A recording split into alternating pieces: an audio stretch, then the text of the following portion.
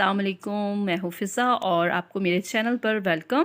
आज मेरा दूसरा व्लॉग मैं अपलोड कर रही हूँ और ये 3 बज चुके हैं, तो अब थोड़ी सी इफ्तारी की तैयारी करते हैं।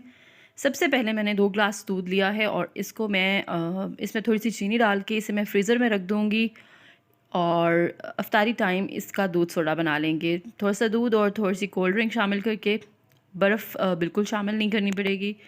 इसके साथ साथ मैं पकौड़ों की तैयारी करती हूँ, तो मैं आज 2 किस्म के पकौड़े बनाऊँगी। एक तो ये प्याज और आलू वाले पकौड़े खाए जाते हैं हमारे घर में, और इसके अलावा मुझे दूसरे पकौड़े भी पसंद हैं।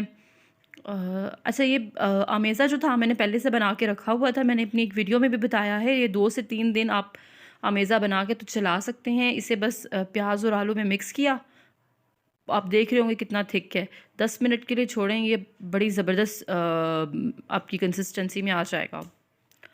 ये दूसरी तरफ आलू वाले पकोड़े बनाऊंगी, ये मुझे काफ़ी पसंद हैं, तो ये 2 तरह के पकोड़े आज बनाऊंगी मैं। और ये बज चुके हैं 4 तकरीबन, और 4 बजे तकरीबन मैं बनाना शुरू करती हूँ सालन। तो जी, आज 2 किस्म के सालन बना रही हूँ मैं। एक तो करेले गोश्त बना रही हूँ और दूसरी तरफ मैं आलू शिमला मिर्च बना रही हूँ। तो ये आलू शिमला मिर्च के लिए मसाला मैंने रख दिया है और एक तरफ मैंने करेले फ्राई कर लिए हैं। करेले अच्छे से फ्राई हो चुके हैं और मेरा तकरीबन आलू शिमला मिर्च का मसाला भी तैयार हो चुका है। इसमें आलू डाल के मैं अच्छे से भूनूंगी, क्योंकि शिमला मिर्च तो जल्दी गल जाती है, आलू को ज़रा टाइम लगता है। तो आप भी मुझे ज़रूर बताइएगा, अगर पहली दफ़ा मेरे चैनल पर आए हैं, आपको मेरा ये व्लॉग कैसा लगा है। तो इंशाल्लाह मैं आगे भी और व्लॉग्स बनाती रहूँगी। दूसरी तरफ करेले गोश्त के लिए मैंने मसाला भून लिया था और चिकन को मैंने अच्छे से फ्राई करके प्याज के साथ फिर लहसुन डाला है। इससे जो चिकन की स्मेल है वो ख़त्म हो जाती है और बहुत अच्छा कच्चा कच्चापन नहीं फ़ील होता, चिकन पका हुआ अच्छा सा फ़ील होगा आपको।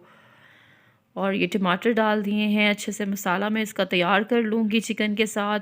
करेले तो हमारे फ्राई हो चुके हैं, दूसरी तरफ आलू भी तकरीबन आधे से ज़्यादा गल चुके हुए हैं, तो तकरीबन 70% गल चुके हैं। अब इसमें शिमला मिर्च कटी भी मैं शामिल कर रही हूँ और इसे मैं रख दूँगी हल्की आंच पे थोड़ी देर के लिए। दूसरी तरफ मसाला तकरीबन तैयार हो चुका है, तमाम मसाले इसमें शामिल करूँगी मैं, इसे अच्छे से भूनूंगी मैं।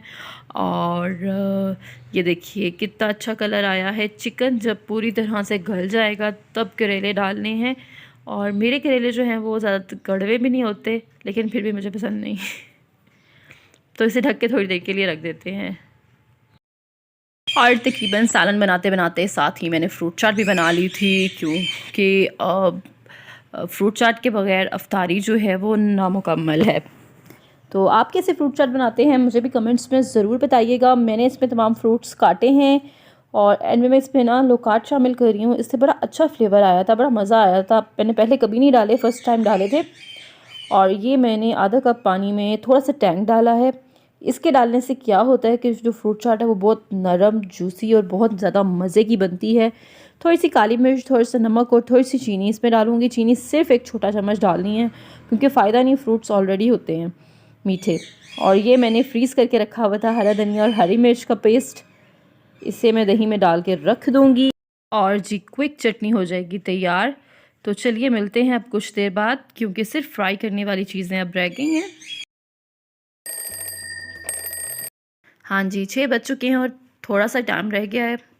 हम फैमिली मेम्बर्स कम हैं, इसलिए मैं सिर्फ आधा घंटा पहले फ्राई करना स्टार्ट करती हूँ, बल्कि वो भी बहुत ज़्यादा टाइम है। पकौड़े बनाए हैं मैंने, उसके बाद मैंने स्प्रिंग रोल बना के फ्रीज़ किए हुए थे, मैं वो फ्राई करूँगी।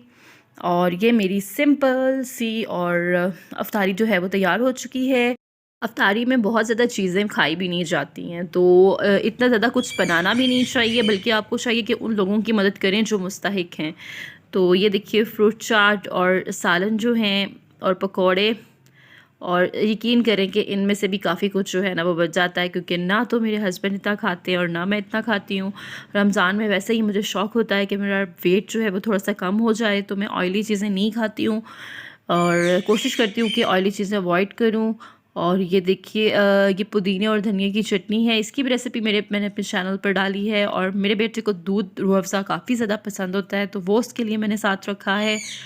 और रोटी बनाई है साथ। और ये सिंपल सा जी हमारा अफ्तार मेन्यू है। उम्मीद है कि आज आपको मेरा ये व्लॉग पसंद आया होगा। अगर आप मुझे कमेंट्स में ज़रूर बताइएगा, मुझे ज़रूर सपोर्ट कीजिएगा ताकि मैं मज़ीद कुकिंग के साथ साथ व्लॉग्स भी बना सकूँ। अल्लाह हाफ़िज़।